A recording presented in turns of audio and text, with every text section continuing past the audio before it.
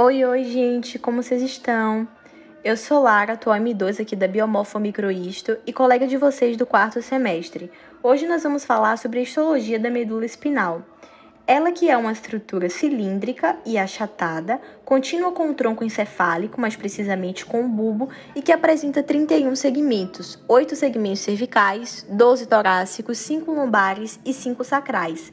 Cada segmento está conectado a um par de nervos espinais, os quais apresentam uma raiz dorsal e uma raiz ventral.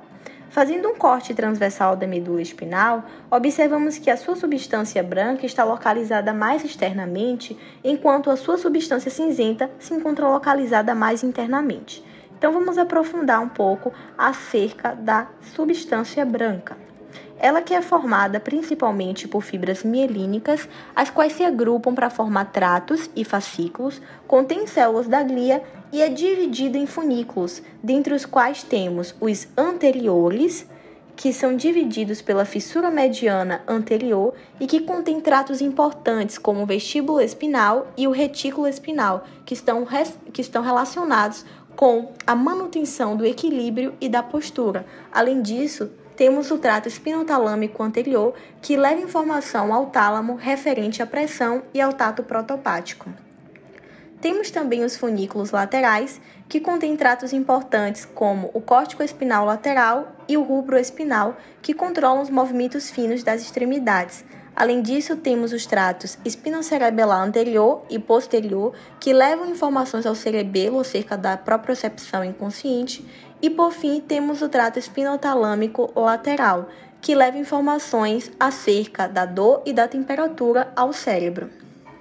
Temos também os funículos posteriores, que são divididos pelo septo mediano posterior. Os funículos posteriores apresentam os fascículos grácil e cuneiforme. O fascículo grácil está localizado mais medialmente e recebe impulsos provenientes dos membros inferiores e da metade inferior do tronco. Já o fascículo cuneiforme está localizado mais lateralmente e recebe impulsos provenientes dos membros superiores e da metade superior do tronco. É importante também a gente falar sobre as comissuras. Nós temos as comissuras branca e cinzenta. A comissura branca está localizada entre a fissura mediana anterior e a substância cinzenta. É um local de cruzamento das fibras. Já a comissura cinzenta, ela une lateralmente as duas partes de substância cinzenta e circunda o canal epidimário ou canal central da medula. Esse canal é revestido por um epitélio simples que varia de cúbico a cilíndrico e que contém células ependimárias, além de cílios importantes para o transporte do líquido. Bom, gente, acerca da substância cinzenta, ela se encontra localizada mais internamente na forma de H ou de borboleta. Apresenta corpos celulares neuronais e seus dendritos, então as sinapses estão restritas à substância cinzenta. Contém também células da glia e fibras amielínicas. A gente pode dividir essa substância cinzenta em cornos anteriores ou ventrais, cornos laterais e cornos posteriores ou dorsais. Há também uma substância cinzenta intermédia central que circunda o canal central da medula e que apresenta interneurônios. Aprofundando acerca da coluna anterior, observamos que nela há os corpos celulares dos neurônios motores inferiores. Partindo para um maior aumento, observamos que esses corpos celulares ou pericário, eles são grandes, intensamente corados e apresentam manchas basofílicas, que são os corpúsculos de Nis, que são acúmulos de retículo endoplasmático rugoso e ribossomos que participam intensamente da síntese proteica. Há também um núcleo grande, arredondado, palidamente corado, que apresenta cromatina frouxa e um nucleolo evidente. Esses neurônios motores, eles são neurônios multipolares que apresentam múltiplos dendritos partindo do seu corpo celular e apenas um axônio partindo desse corpo celular. Esse axônio, ele deixa a medula espinal através da raiz anterior, torna-se um componente do nervo espinal e alcança os músculos estriados esqueléticos para poder inervá-los. É importante a gente entender que na intumescência cervical e lombosacral, esses neurônios motores inferiores estão intensamente organizados. sendo que aqueles neurônios motores inferiores dispostos mais medialmente estão relacionados ao controle da musculatura axial e aqueles dispostos mais lateralmente estão relacionados ao controle da musculatura apendicular. Quanto às colunas laterais, elas só existem nos níveis de T1 a L2 e apresentam neurônios simpáticos pré-ganglionares que se destinam à inervação do músculo cardíaco, do músculo liso e das glândulas.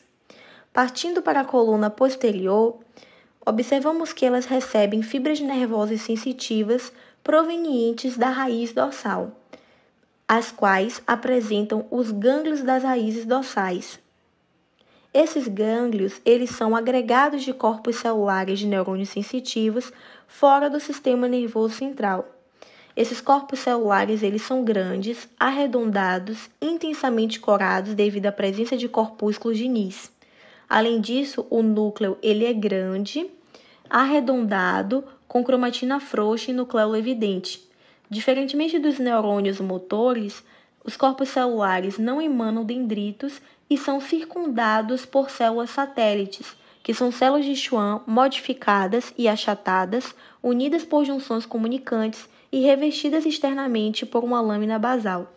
É importante que a gente compreenda também que esses neurônios sensitivos, eles são neurônios pseudonipolares, emanando um único prolongamento do seu corpo celular. Esse prolongamento, ele se bifurca em um ramo periférico, que se dirige aos receptores sensitivos, e um ramo central, que se dirige ao ápice das colunas anteriores, mais precisamente para a substância gelatinosa.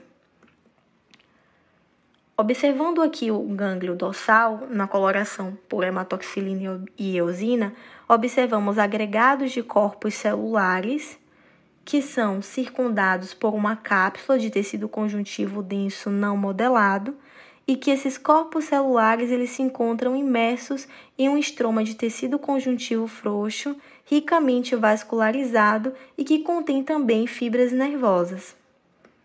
Partindo para a coloração de S100, a qual cora principalmente a bainha de mielina e células de Schwann, observamos as fibras mielinizadas intensamente coradas, além das células de satélite, que são semelhantes às células de Schwann, circundando aqui os corpos celulares dos nossos neurônios sensitivos.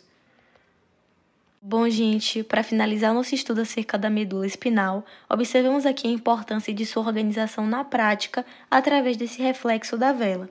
Quando o indivíduo é exposto a um estímulo térmico, os nossos receptores são ativados, o que culmina na transdução, que consiste na transformação dessa energia térmica em potenciais elétricos.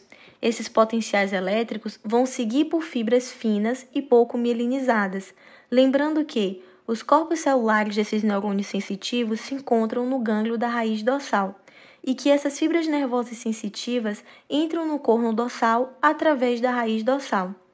Assim, elas vão fazer sinapses com interneurônios dispostos mais profundamente nesse corno.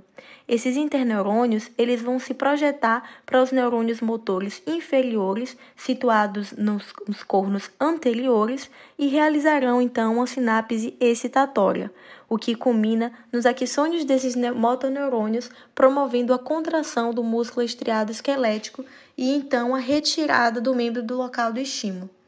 Então, gente, muito obrigada pela atenção. Em caso de dúvidas, estamos aqui para saná-las.